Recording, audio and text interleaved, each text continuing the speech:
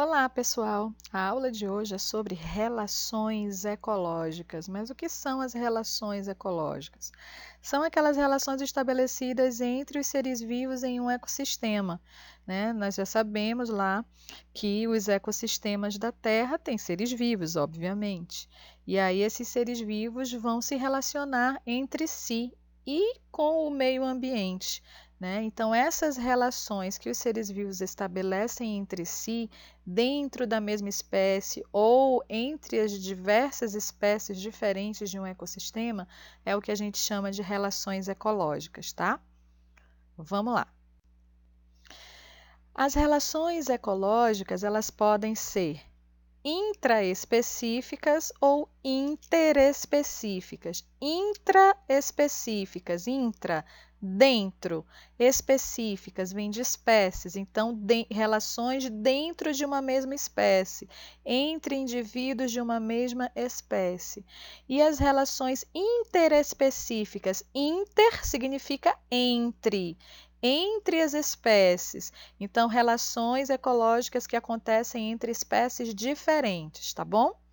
E essas relações, tanto intraespecíficas quanto interespecíficas, elas podem ser harmônicas ou desarmônicas. Elas serão harmônicas quando nenhum dos indivíduos envolvidos sair perdendo alguma coisa.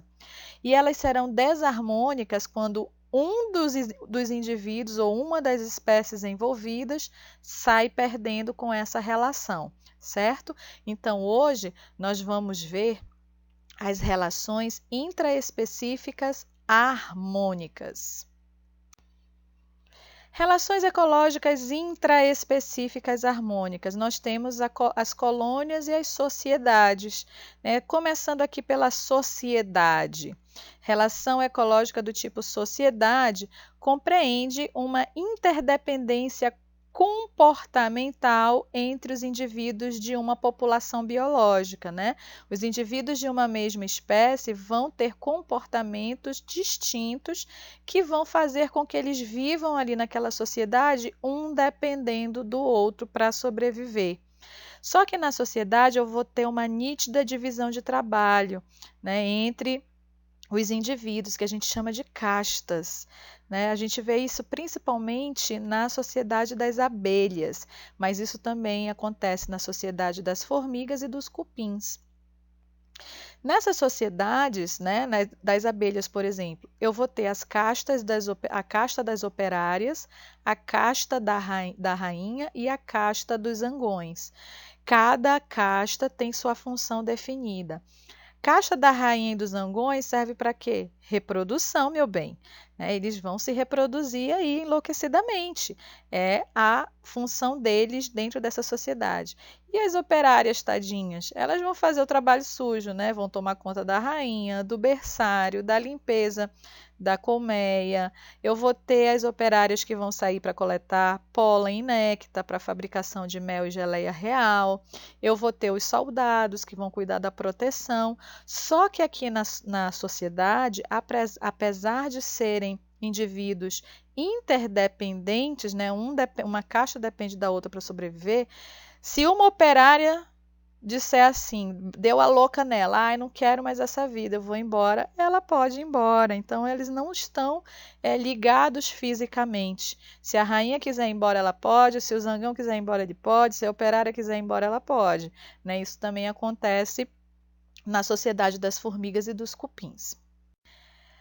Já nas colônias, vai existir ligação anatômica entre os indivíduos. Isso quer dizer que um não sobrevive sem o outro de jeito nenhum.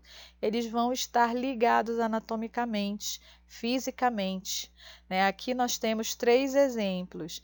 A colônia de esponjas, uma que pode até viver sem a outra, só que elas formam colônias para se proteger melhor dos predadores. Umas dezenas de esponjas conseguem sobreviver melhor do que uma só. Uma só pode ser predada e desaparecer, né? Então, existe aqui a interdependência. Na figura B, nós temos corais, né? Dentro daquelas estruturas calcárias, nós temos pequenos animais que a gente vê aqui, ó, saindo por algumas aberturas, por uns poros dessa estrutura calcária. E esses indivíduos aqui formam essa colônia, né? São vários indivíduos vivendo em uma mesma estrutura calcária, mas se um deles sair daqui, ele morre. Então, ele necessita dessa estrutura aqui ficar junto com os outros. A colônia de bactérias é o mesmo princípio da colônia de esponjas, né? Elas vão ter aí uma taxa de reprodução bem alta, justamente para conseguir sobreviver melhor no meio ambiente. As caravelas, que são aqueles animais, né, os quinidários, que são semelhantes às águas-vivas, só que eles vivem flutuando, tem um balãozinho inflado e vivem flutuando, é exemplo de colônia também. A caravela não é um único indivíduo. A caravela é formada por vários indivíduos e, nesse caso, tem divisão de trabalho, né? Esponja, coral e bactéria não tem divisão de trabalho aqui, não. Eles só estão vivendo juntos para sobreviver melhor.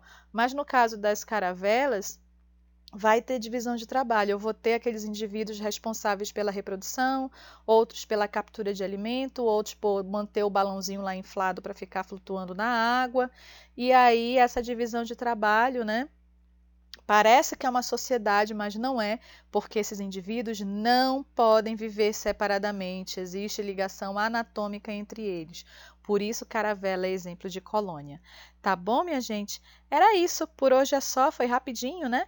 Mas brevemente eu voltarei com mais relações ecológicas. Tchau, tchau, até a próxima.